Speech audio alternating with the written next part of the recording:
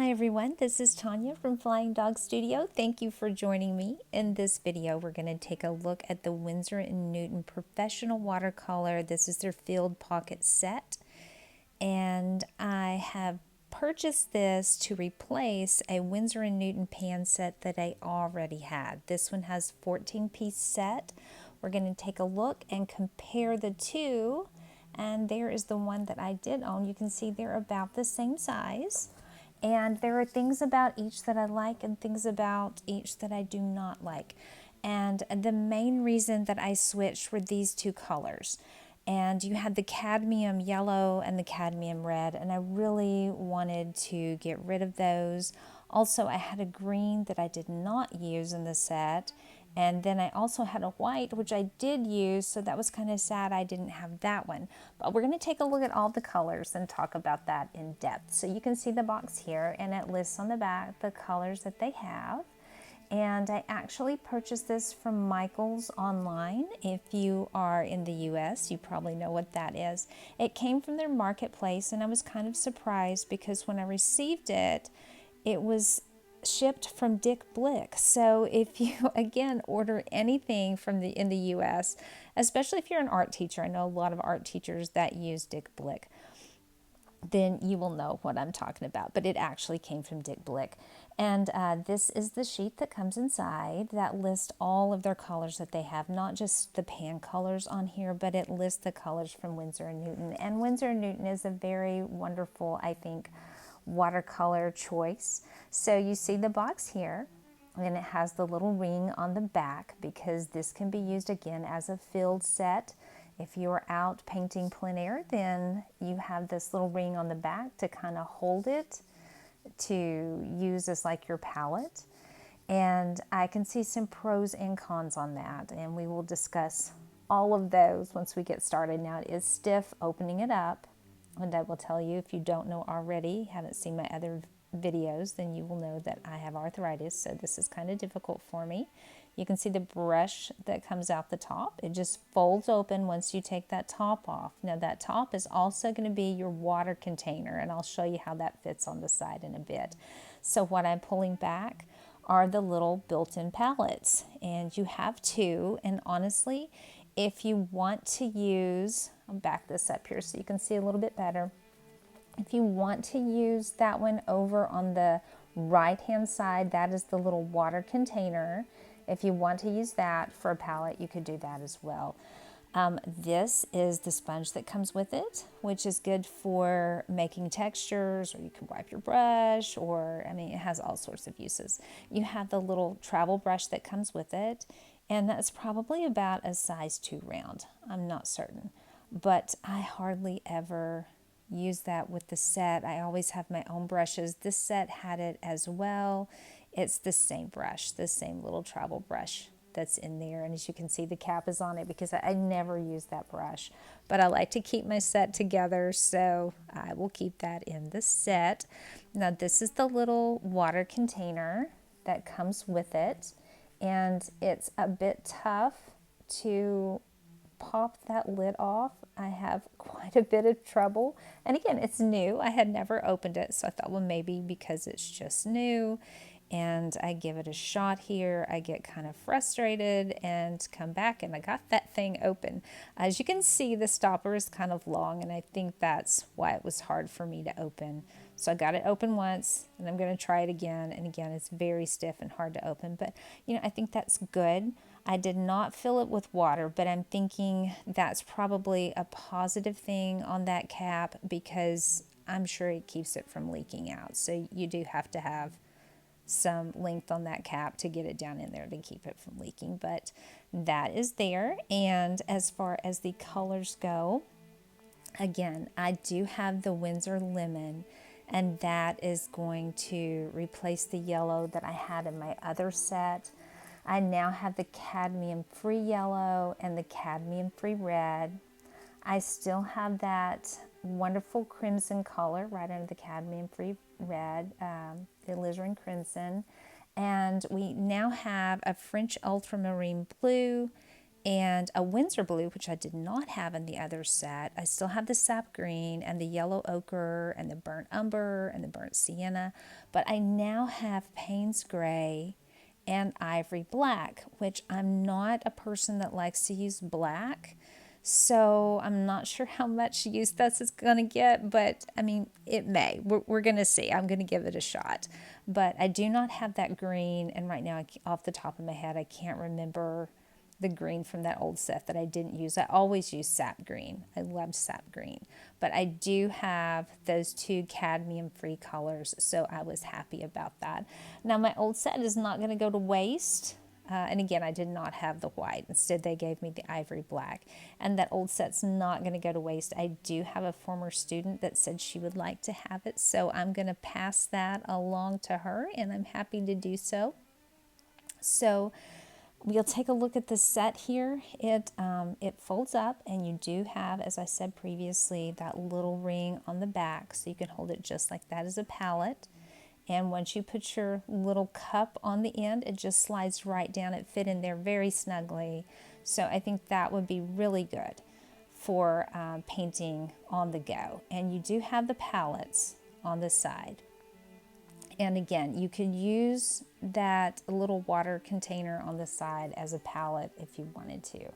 Now, the paints are in there nice and snugly because of that one little clip right there.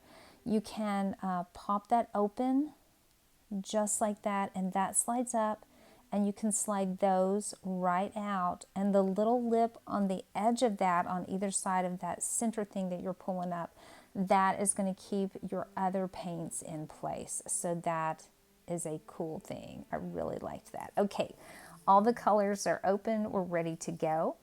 And I'm not going to be using that, so I have all of those over to the side. I do have my two containers of water, one for clear water and one for rinsing my brush. And I have a towel for wiping my brush. And then the brush that I am using is the Royal and Langnickel from their Zen set, a size 8 round. And I am going to use that as a palette. I'm going to pretend like I am using it on the go, even though I don't do that very often. So, but I wanted to see how it would work for those of you that might want to use it that way. Mainly, I'm painting at home. So I have my color swatching I'm going to do here, and I've listed the colors in order, and the tops at the boxes at the top, and then along that left-hand side, I'm going to put the straight colors all the way down. And over on the far left-hand side, those are going to be super saturated. And then we're going to do the same colors at the top to correspond. And they're going to be a lighter version of the color, more water than paint, in other words. So I'm going to just get started here. I'll show you a little bit of it, and then we're going to skip around. But I am making sure that I get all the way out to the edge. Now, I'm not going to paint the cadmium-free yellow next. I'm going to skip that one, and I'm going to go to the cadmium-free red, and I'm going to do the same thing at the top. So now you can see that I've done that. Where the two colors come together, corresponding, if you go across and go down, this kind of reminds me of the math charts we did in school. I'm going to go ahead and paint those in as well and get all of my colors in. And then we're going to come back and mix these colors. And I'm going to be using that palette on either side. I'm going to use the left and right, palette and the one on the bottom. So now we have the light colors at the top.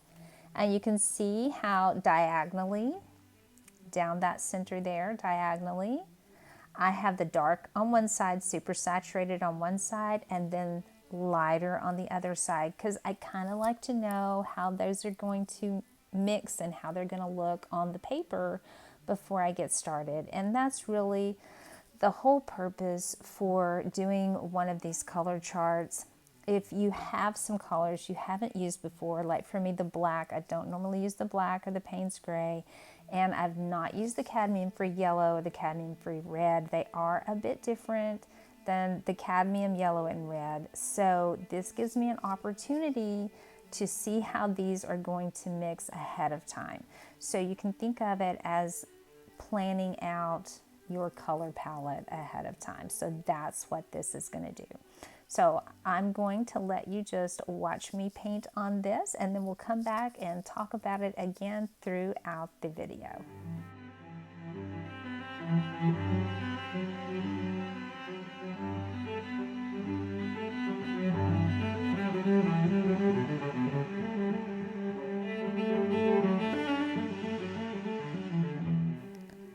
And now that we're doing the parts where we're mixing the colors, you can see I skipped over a block and went to the next one over, and that is just going to allow the color I previously painted to dry. We don't want our colors mixing, and this allows you to get through it a little faster, and by the time I skip between each one and get to the end, I can come back to the beginning and do the colors that I missed because the color on either side will be dry. Just a little tip for you.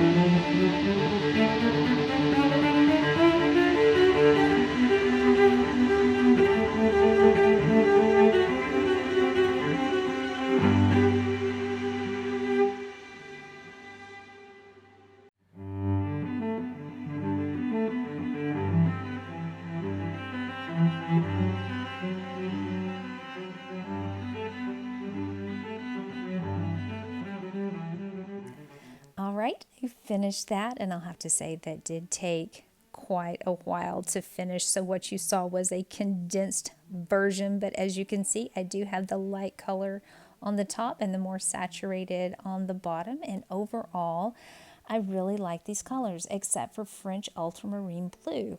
I don't know why, but the pigments would not mix. It didn't matter how long I swirled them around, they would not mix. And when I put them on the paper, once they dried, they separated, which I found very odd. I did like all of the other colors though, except for that one. All the other colors did great mixing, and I thought they were nice, vibrant colors. The two colors that I did not have in my other palette that I had not used before were the Payne's Gray and the Ivory Black, and I did enjoy those very much, and I'll probably be using both of those. I liked the cadmium-free yellow and red. They were a little bit different than the yellow and red from the previous set, but I did enjoy those. Only the French ultramarine I did not like. And as far as the painting surface goes, it was much, much better on the old set than it was on the new set.